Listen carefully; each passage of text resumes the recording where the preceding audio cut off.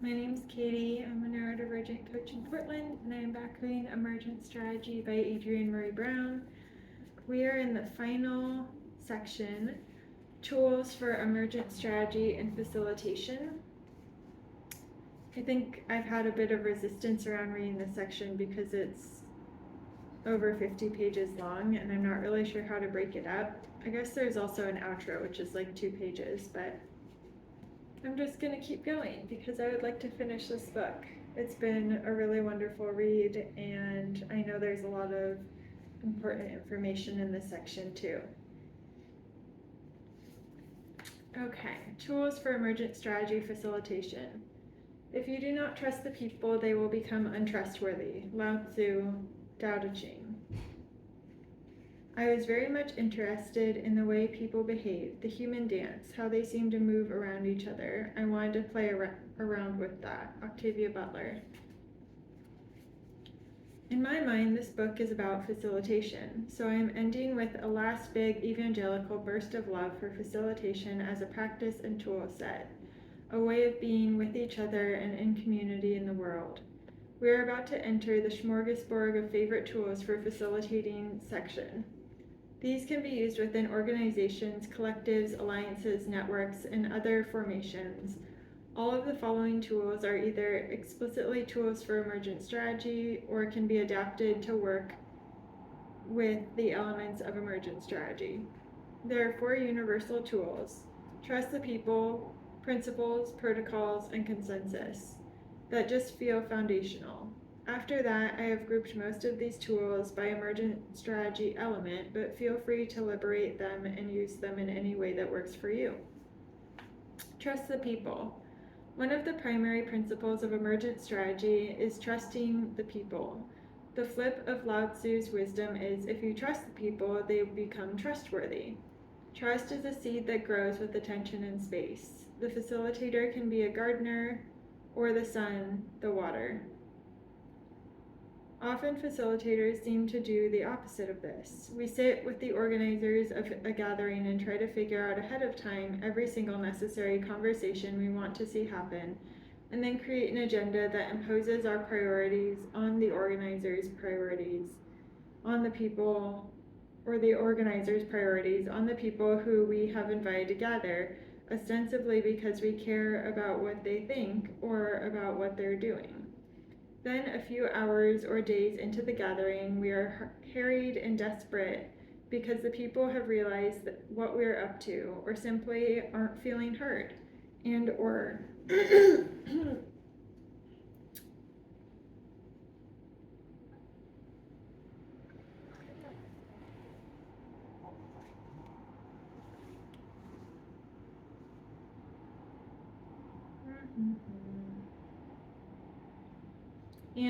we have missed something crucial that is at the center of the gathering. There emerges a sense of facilitators and participants working against each other, instead of everyone working in collaboration to meet the goals. I have been experimenting with what it means to trust the people in practice. I've been facilitating for a while, and although I know that the common wisdom is that every meeting has a flow of form, storm, norm, the group comes together, then explodes in opposition to what is happening and creates what they need, and then a norm emerges where there is a sense of accomplishment and deepening into their united identity. I have often wondered if there was another option, one that would save us time, resources, stress, division, and energy. It's happening. Few of the meetings I've facilitated this past year have had a significant storm component. There has been tension, but it has been tension about the issues at hand or larger interpersonal dynamics, the real struggles of movement.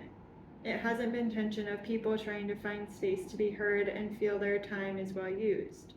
To facilitate means to make it easy, and I feel like finally it is happening. It is getting easier for the participants and for me to be, and my co-facilitators. Here are some of the practices for trusting the people in practice. 1. Goal setting, intention. Why are we meeting? What can this group uniquely accomplish? There are always a ton of relevant conversations that could happen, but there is usually a very small set of conversations that a particular group at a particular moment in history can have and move forward given their capacity, resources, time, focus, and beliefs. The organizers should have this question at the center of their planning for the event. I also find that it helps to survey the group of invitees to sharpen the goals and desires people have for their time. The goals should be transparent on the game messages. The goals should be transparent on the wall in the room referred to before closing the meeting. The goals are the North Star and the way to assess satisfaction. The goal can be relationship building. This is often the most necessary piece of work in terms of strengthening a group's resilience and capacity to move together. Don't thingify, Taj offered me recently when I was in a moment of pressure to produce outcomes at a large gathering. Humanify, shifting our way of being is our tangible outcome. Systems change comes from big groups making big shifts in being. And remember, passion is more valuable force for action and accountability than obligation, so let the goals be inspiring, uplifting what will inspire the most passionate conversation and participation. 2. Invite the right people. We invite people to meetings for a lot of the wrong reasons: obligation, guilt, representation, even love. The questions to ask when shaping the invitation list are: who is directly impacted by the issue? Who is doing compelling work on this issue? And who can move this work forward? Inviting the right people means we aren't wasting time by renegotiating the goals nonstop throughout the meeting and/or managing the dissonance that occurs righteously, in my opinion, when a participant who shouldn't be at the meeting tries to make it worth their time by derailing the process of advancing the stated goals. Everyone should be able to be themselves and move their own agendas in the space if the invitation list is right. No, right people doesn't mean easy people. Conflict and difference are often an important part of advancing the work, bringing the real issues into the room. Trust is built when the right people are in the room and can bring their opinions and work into a container that advances their individual and collective goals. Inviting the right people also yields stronger relationships. People know why they are in the room with each other and are excited to do deeper work together. The connection between the individuals is what makes the whole group community effort strong. The right facilitation team is also key. I love co-facilitating with people more creative and meticulous than me. 3. Individual participant articulation. There are real language barriers, both literal and cultural, that mean we often think we are hearing each other, but we actually have no clue what others are saying. We all have filters, only some of which we are aware. In a gathering, this can create the utmost confusion. Folks are using different cultural references, different touch points in acronyms, coming from widely different experiences and passions. Even if what they are saying is similar, they can't hear and understand each other. Giving everyone room to say what they want to prioritize and discuss, and then synthesizing that set of topics as a group, grows the common tongue of the participants and allows for genuine clarity to happen in the dance of organizing all of the desires into a manageable number of conversations. My friend Alan Gunn taught me a way to do this with post-it notes and a blank wall. And I just keep iterating off of that exercise to create self-generated ideas. When trying to determine which articulation to prioritize, go with that of the most impacted people in the room. It is usually the most relevant and often the clearest and most accessible. 4. A living agenda. Develop a spacious, adaptable agenda so the participants can shape the meeting.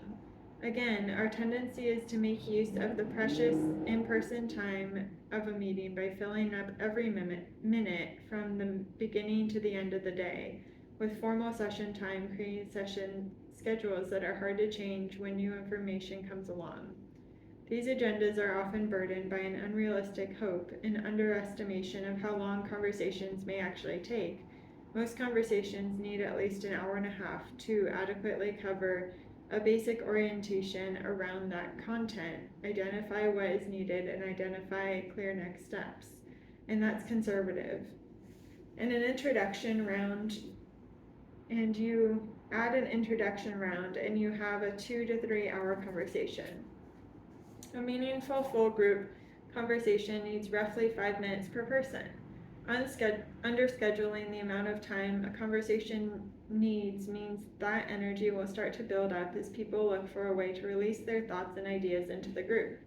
Pair this with the power dynamics that often emerge, that some people will feel really comfortable talking and others don't, and you have a frustrating waste of time on your hands. Folks are so used to not being heard, so used to not getting their needs met. When people feel heard, the time starts to expand as people move past expressing and start to be able to listen. It's a beautiful thing to give people space and time, and within the agenda also point continuously toward collaboration. In the United States, where I do most of my facilitation, there is a standardized tendency toward competition. My idea is the best, and I am here to sell it. Well, no thank you. What can we do together from our passions? Collaboration can only be built on relationships and shared vision. Relationships have to be respectful. Oh, I totally see why you are here and why I would want to work with you. And real. What you just said offended/disrespected me, and I can tell you about it because I want us to grow. And shared vision doesn't mean a 10-point shared utopia. It means you can generally state that you are moving in the same direction. In agenda development, look for places where you can open people up to each other and get their whole selves in the room. In my somatic studies, I am learning an immense amount about this opening, getting present, and connecting. It changes what is possible when people take the time to acknowledge they are whole selves in the room. It changes what is possible in the room when there is space for deepening one-on-one relationships as a way to build the strength of the whole room early and often. Even a 1-minute pairing exercise can increase the possibility of the room. One more thing. The spacious agenda often leads to ending the meeting early or right on time. There is always enough time for the right work. Try it. It's magical. 5. Listen with love. The participants absolutely mean to be listening to each other, but their own agendas might fill up their ears with misunderstandings or frustrations. Your work as a facilitator is to listen to the needs of the group, help the participants to be clear to and with each other, and make sure you actually understand what folks in the room need. Listen to the feedback you request that comes directly and to the other feedback that flows in from the edges, the participants who need something more. My confession here is that I have at times grown annoyed with those participants who tend more toward deconstruction, anxiety, or frustration. They are the ones often less able to state clearly what they want. However, if I can drop in and set my annoyance aside, those folks are sometimes trying to get at the heart of the matter or name the root schism in the room, the thing that is unnamed because it is hard to name. Taking time to hear the participants in the margins of the agenda can actually help get the event on point. And I can't count the number of times a disgruntled participant was actually just misunderstanding something that, when clarified, made them a star participant. There is a conversation in the room that wants and needs to be had. Don't force it, don't deny it, let it come forth. 6. Know when to say yes and when to say no. Say yes to those things that deepen the gathering: cultural grounding, local welcome, clarifying questions, learning in real time, suggestions to slow down. Not no to manipulative efforts to quiet others, pontification, ignorance. Yes to singing, bio breaks, bathroom, fresh air, snacks, self-care, ending early when the group has run out of energy for the day, talent shows, parties, and efforts to synthesize. No to judgment, delays, circular conversations, and people who are rejecting the process while offering no alternatives. Yes to passion, no to obligation. Good ideas become great movement growth strategies with the touch of passionate hands at work. Ideas that emerge from obligation tend to go stagnant, waiting for water. 7. Don't hover. Give the group time to be in its own process, conversation, or small group without your intervention. Be available if needed, but make room. This allows the group to actually solve problems together, develop relationships, and cultivate each other's leadership. 8. What are you going to do? Gibran Rivera once articulated a question to me. What is the next most elegant step? I love this question and use it to shape conversations all the time. Too often we come up with plans that don't take into account the fog on the horizon. Then we go off and the work doesn't happen, perhaps can't happen, and then we feel demoralized when our energy doesn't flow into action or desired outcomes. An elegant step is one that acknowledges what is known and unknown and what the capacity of the group actually is. An elegant step allows humility, allows people to say, actually, we need to do some research, or actually, we need to talk to some folks not in this room, or actually, we need a full day to build this plan out into something realistic and attainable. In any conversation, and I would say in any moment in life, there is an elegant next step. One that is possible and strategic based on who is taking it and where they are trying to go. Find it and you cannot fail. Develop a strategic direction moving toward vision, determining appropriate tactics based on the horizon you can see. Move forward with awareness, develop strategic bodies and minds to adapt intelligently as the horizon changes. Quote, as humans, we are part of nature. Our basic physical needs/instincts as mammals and our natural basic emotional needs are often in conflict with our abilities to think complex thoughts and build complex things. One way in which understanding of human nature influences my organizing is that I've learned that as humans, we are operating at the level of basic instinct more than we know. We are always ensuring that our basic needs are met and that our emotional selves are nurtured. We're often trying to escape our nature as we try to commune with technology, and these forces are intention. In my organizing, I've learned to look for the simple, basic human that is at the core of every big vision and complex idea or system. Whenever someone I'm working with advocates for something complex, I pause and see them as a fragile human they are, really fulfilling their nature vis-a-vis self-preservation and healing. I understand that the project or idea is important to this person, not just at the complex organizational level, but at the deeply personal, instinctual level as well. This helps me connect with them and have increased empathy. Aisha Schillingford.